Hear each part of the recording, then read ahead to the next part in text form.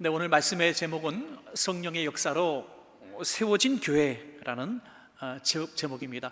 교회는 오직 성령의 역사로 세워졌다는 것을 말씀드리고 싶어서 오늘 본문의 제목을 잡았습니다. 오늘은 성령 강림 주일이라고 해서 우리가 교회력에는 굉장히 중요한 날로 지켜지는 그런 날입니다. 그런데 성령 강림 주일이 왜 교회의 생일이냐, 또 설립 기념 주일이냐 이렇게 말씀드릴 수 있는 이유는 바로 그 시대적 배경에 있습니다. 예수님께서 한참 사역을 하시고 제자들을 삼으시고 소위 기독교, 우리가 알고 있는, 그 당시에는 기독교라고 명령되지는 않았지만은 기독교를 만드신 것이죠. 그런데 주님께서 십자가를 지시고 돌아가시고 나니까 모든 것이 다 수포로 무너지게 되죠. 예수님의 제자들도 헤어지게 되고 따르던 수많은 백성들도 다 각기 고향으로 돌아가게 됩니다. 그리고 계속 예수 믿는 그 사람들을 잡아 죽이려는 그 세력들이 아직도 있었습니다.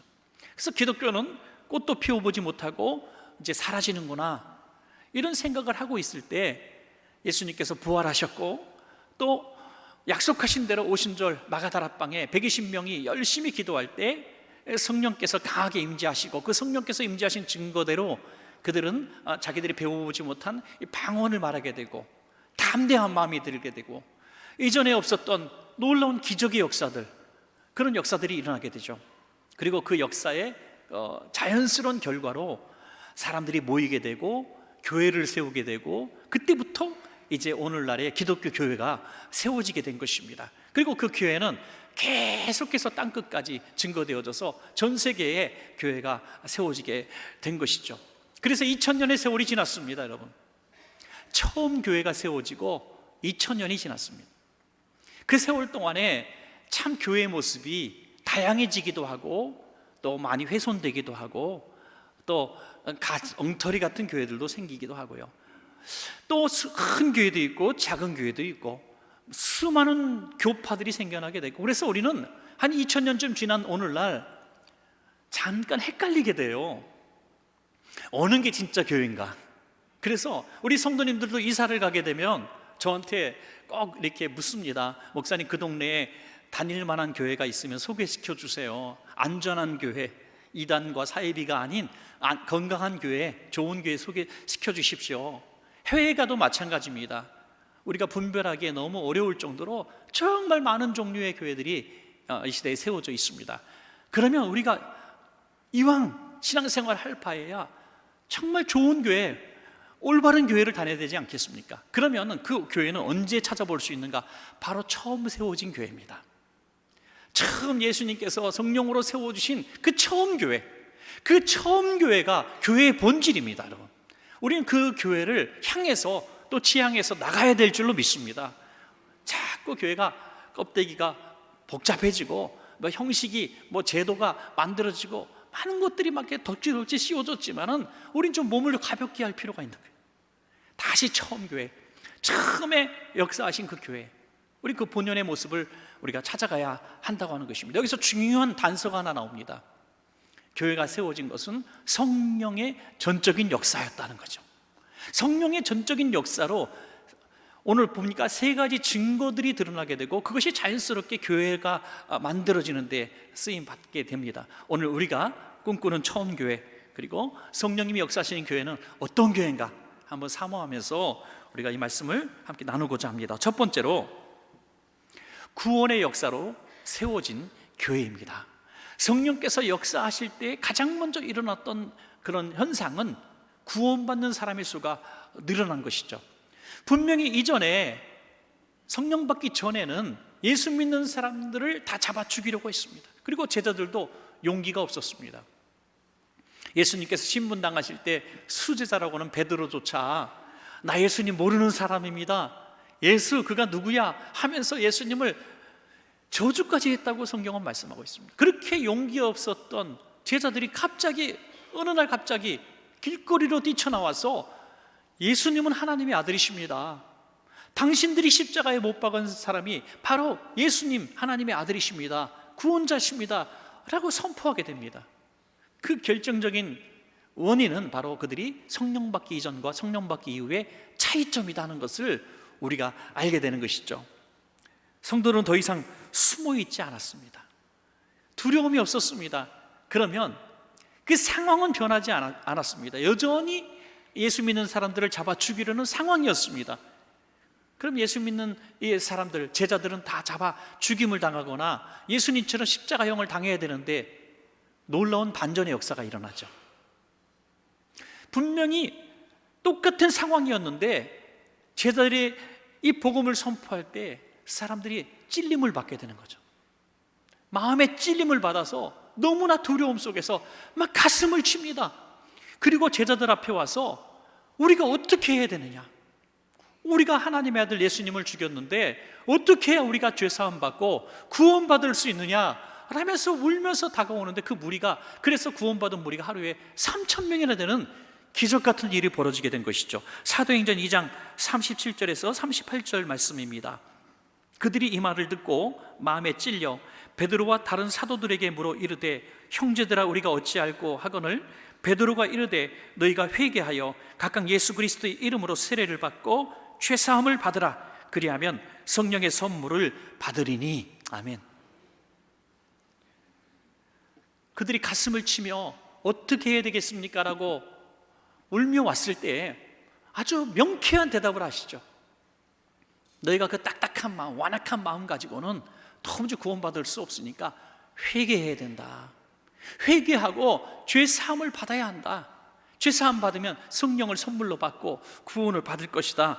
이렇게 말씀하셨고, 그 말씀에 순종해서 하루에 3,000명씩이나 구원받는 역사가 일어나서 그들이 모이게 된 것이 바로 교회가 시작된 것입니다. 여러분 2000년의 세월이 지났지만 지금 이 시대에는 그때처럼 교회가 왕성하게 부흥하는 시대는 아닌 것 같습니다.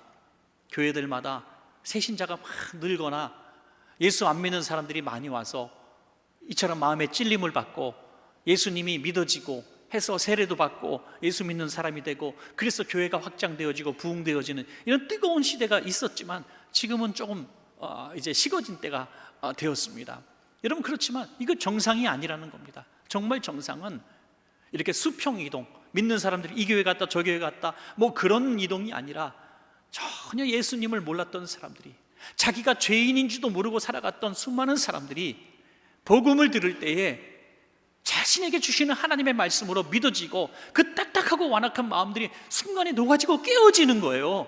그리고 회개하게 되는 겁니다. 야, 내가 정말 죄인이구나, 내가 잘못 살았구나 하면서 울며 회개하고 교인이 되고 세례를 받고 구원받는 역사가 아직도 끊임없이 일어나야 된다는 것입니다. 이것은 전적인 성령의 역사인 줄로 믿습니다, 여러분. 그래서 여러분들은 기도해 주셔야 됩니다. 이 당시에 어떻게 예수 안 믿는 수많은 사람들이 자기의 죄를 발견하고 회개하고 주님 앞에 돌아오게 되었는지, 그의 삶을 청산하고 변화되었는지, 그 수단은 바로 말씀이었습니다. 사도들이 선포하는 하나님의 말씀, 그리고 기록된 이 하나님의 말씀, 오직 말씀 외에는 복음의 전달 수단이 없었습니다. 그런데 똑같은 말씀이죠. 이전에도 전파했던 말씀이고 이후에도 전파했던 똑같은 말씀인데, 성령 받기 이전에 선포되었던 말씀에는 그들이 거절을 하고 대항을 하고 선포자들을 잡아 죽였는데, 성령 받고 난 이후에 제자들이 선포할 때에는 가슴을 치며 회개하는 역사가 일어났다는 이런 기록입니다, 여러분. 놀라운 변화죠. 이 변화는 온전히 성령님의 역사라는 것이죠. 그래서 여러분들이 기도해 주셔야 됩니다. 오늘 강단에서 이렇게 선포되어지는 하나님의 말씀이 바로 성령님이 역사하시는 말씀이 되도록 기도해 주셔야 됩니다, 여러분. 그래야 오늘 예수님을 모르는 사람들이, 자기가 죄인인지도 모르고 살아가던 수많은 사람들이 말씀을 들을 때에 자기도 모르는 사이에 그 마음이 녹아지고 깨어지는 거예요. 딱딱하고 완악했던 의심하던 마음들, 거절하고 대항했던 마음들이 녹아지고 말씀이 믿어지는 거예요. 그리고 가슴을 치면서 회개하게 되는 겁니다. 그리고 주님 앞에 돌아와서 그리스도인 되는 역사가 일어나야 될 줄로 믿습니다, 여러분. 이 말씀의 능력이 나타나도록 기도해야 돼요. 그래서 저도 기도합니다. 하나님, 이 강단의 말씀들이, 이 30분 전에는 말씀이 그냥 세상 말, 번지르르한 말, 그냥 이렇게 예쁘게 살아라 하는 교훈적인 메시지가 아니라 뭐 세상 잡다한 정보를 듣는 시간이 아니라 성령께서 강하게 역사하여 주셔서 왜 우리가 이 땅에 살아가야 하는가, 죽으면 어디로 가는가, 이런 근본적인 질문에 대한 이 해답을 얻을 수 있는 말씀이 될 수 있도록 여러분 기도해 주셔야 되고, 저도 기도하는 것입니다, 여러분. 그래서 강단의 말씀이 살아날 때 이 말씀을 듣고 날마다 구원받고 날마다 회심하는 사람들이 늘어날 때, 이게 처음 교회의 모습이 나오는 것입니다, 여러분.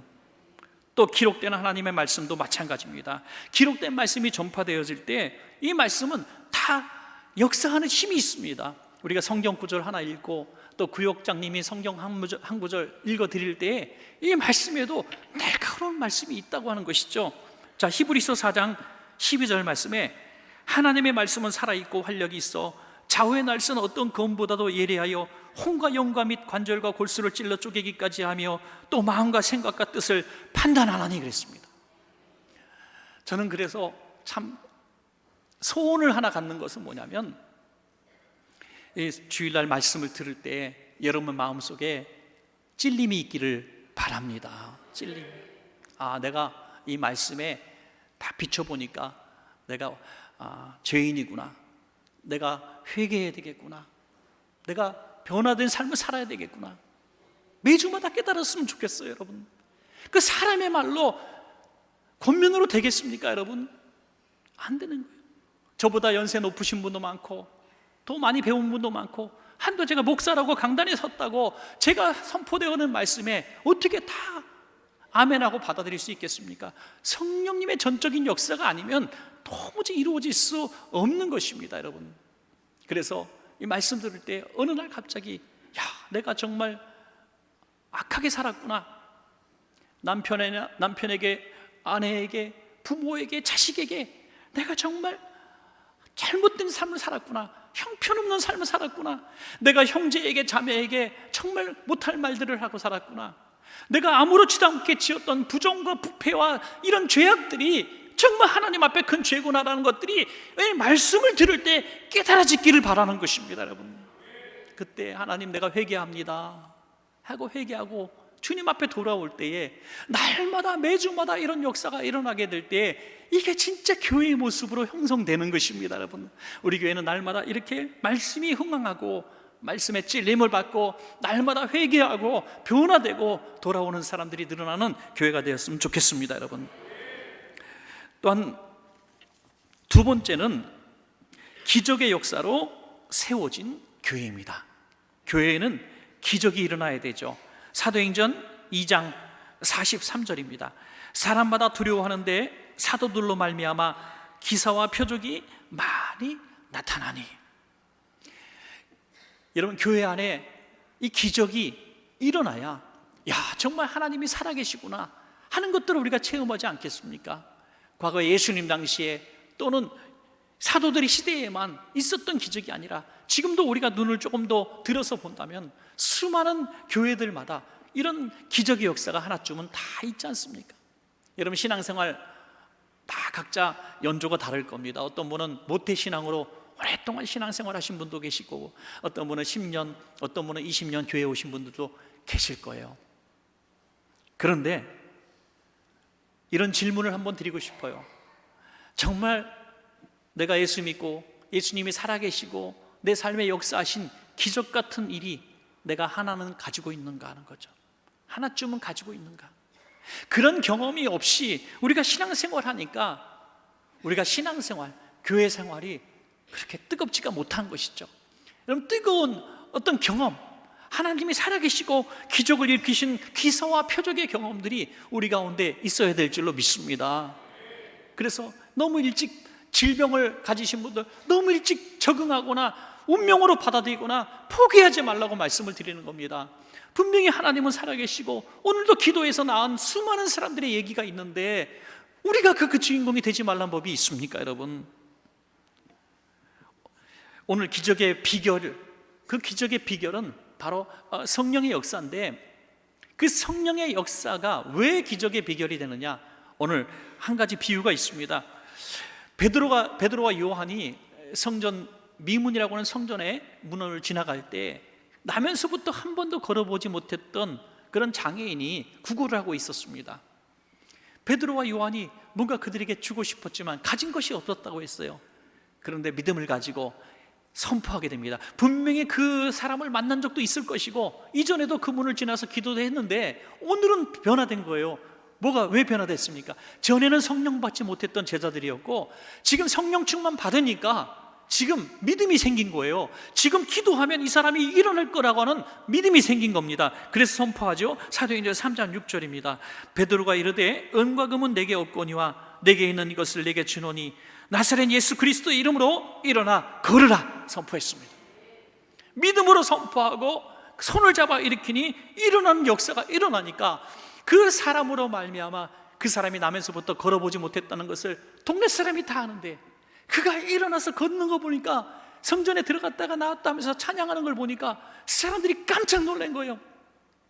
어떻게 이런 일이 벌어질 수 있을까 하면서 수많은 사람들이 구경꾼처럼 몰려들게 되었고 또 아픈 사람들, 문제 있는 사람들, 극심한 가난한 사람들이 그룹처럼 몰려들어서 교회로 오게 된 것이죠. 사랑하는 여러분, 이 시대에도 바로 그런 기적의 역사가 있어야 될 줄로 믿습니다. 우리 심야기도 같은 시간에 뜨겁게 기도하는 날 같은 때 저도 이제 같이 기도하면서 기도해드리고 싶을 때가 참 많이 있어요. 제가 마음이 막 뜨거워지고 기도해주면 뭔가 날 것 같기도 하고 막 그런 마음이 들 때가 있어요. 그런데 또 한편으로는 기도해도 안 나면 어떡하지? 괜히 가서 기도해 드린다고 해서 한번 그냥 마음에 그래도 담임 목사가 기도해 주니까 마음에 좀 위로가 되고 내가 지금 눈물 흘리고 힘들어하니까 목사가 이렇게 좀 위로도 해주는구나, 같이 기도해 주니까 고맙구나, 이 정도 될 것 같으면 기도해 드리고 싶지 않은 거죠.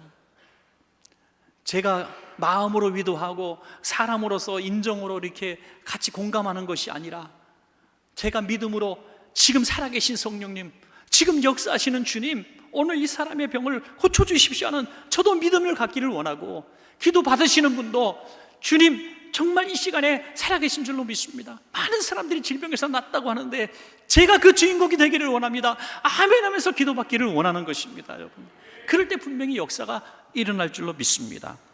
많은 분들이 이런 간증을 갖고 있기 때문에 교회가 오늘도 세워지고 있는 것이죠. 어떻게 이 광명 시대에 그런 똑똑한 사람들이 어떻게 예수님을 믿게 되겠습니까? 우리 교인들도 얼마나 지성인들이 많아요. 얼마나 배운 사람들이 많습니까? 그럼에도 불구하고 어떻게 하나님을 이 시대에 믿게 됩니까?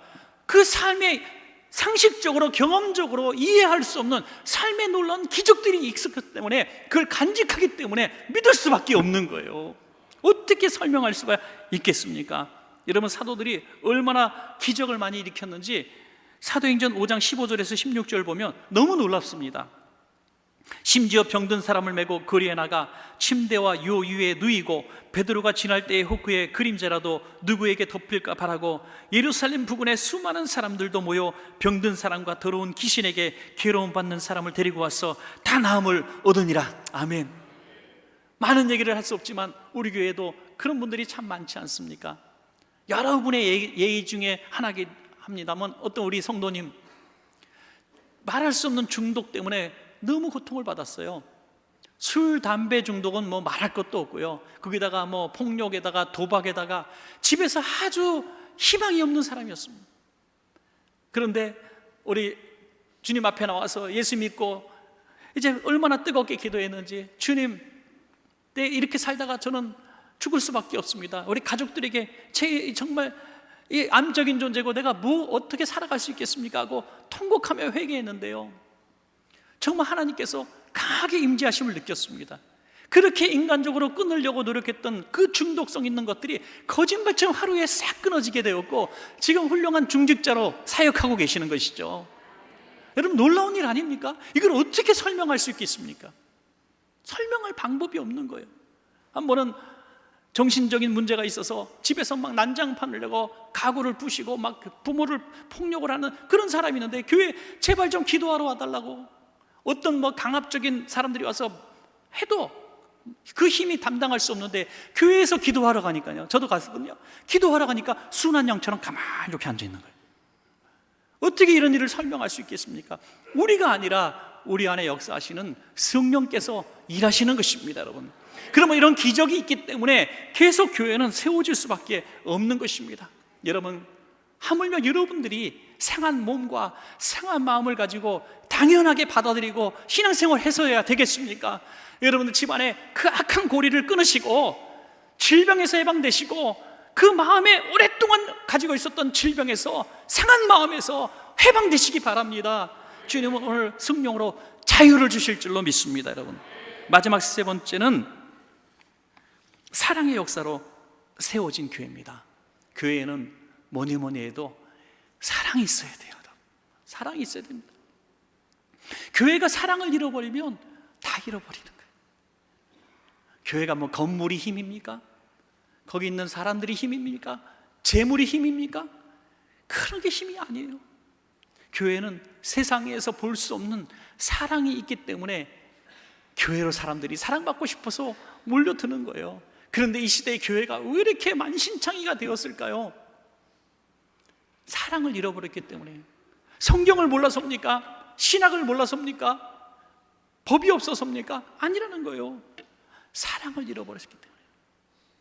사랑을 우리가 회복하면 성령님이 역사하십니다. 여러분, 혹시라도 나는 신앙생활에 기쁨이 없어, 내가 신앙생활 열심히 하고 있고 충성도 하고 있고 봉사도 하고 있고 교회에서 많은 일들을 하고 있는데 왜 이렇게 내 마음에 기쁨이 없지? 내 안에 이렇게 성령님이 역사하심을 내가 느끼지 못하지? 하는 분들이 계시다면 여러분, 오늘 분명히 깨닫는 시간 되기를 바랍니다. 그것은 내 안에 사랑이 식어졌기 때문이죠.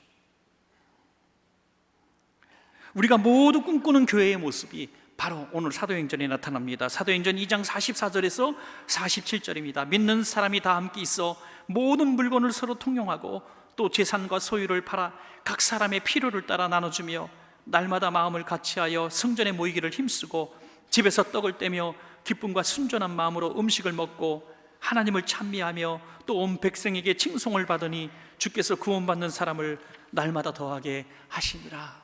아멘. 정말 천국 같은 공동체 아닙니까? 이 성도들이 너무나 기쁘고 감사해서 날마다 교회에 모였습니다. 날마다. 여러분, 교회는 일요일 날 한 번 나오는 데가 아닙니다. 교회는 날마다 와도 되는 데입니다.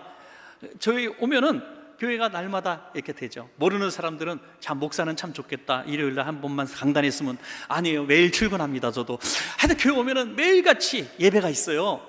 화요일 날도 예배가 있고 수요일 날도 예배가 있고 목요일 날도 예배가 있고 금요일 날도 예배가 있고 신방이 있고 전도가 있고 봉사가 있고 교제가 있고 매일 모여요.